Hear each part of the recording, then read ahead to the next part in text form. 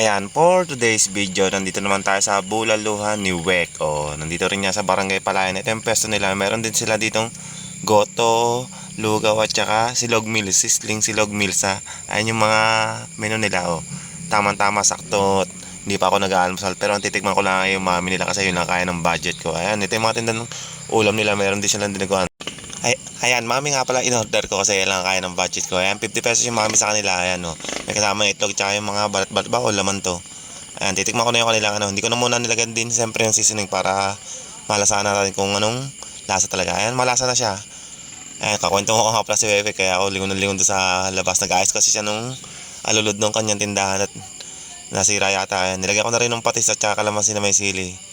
Ay, masarap yung mami nila. Pwede nang iulam sa kanin. Tsaka tinapay, pwede rin syempre. Ayan, kaulam naman talaga ng mami at tsaka lugaw syempre tinapay. Pero masarap sa tingin ko to sa kanin. Ayan, balita ko masarap dito ang silog meals Yun dapat ang orderin ko kaso no budget ako. Kaya tiyaga muna tayo sa mami. Baka sa susunod pag nagka-budget na tayo. Tsaka yung ginataang kalabaw daw nila masarap. Ayan, nakadalawang sabaw nga pala ako. Kaya kung maliligaw ako dito sa Barangay Palayan na yan, subukan nyo dito sa Bulaluhan ni Wek. Ayan, masarap din talaga siya. At tsaka marami dito mapagpipili ang pagkain. May mga tindahan rin silang ulam. At saka yung mga silog meals nila. Balita ko masarap din daw talaga yung silog meals nila And simusarap tayo. At saka yung ginataang kalabaw. Sayang di ko nakabutan Sa susunod pag nagka-budget tayo, order tayo nun. Ayan, pasyal kayo dito sa Bulaluhan ni Wek.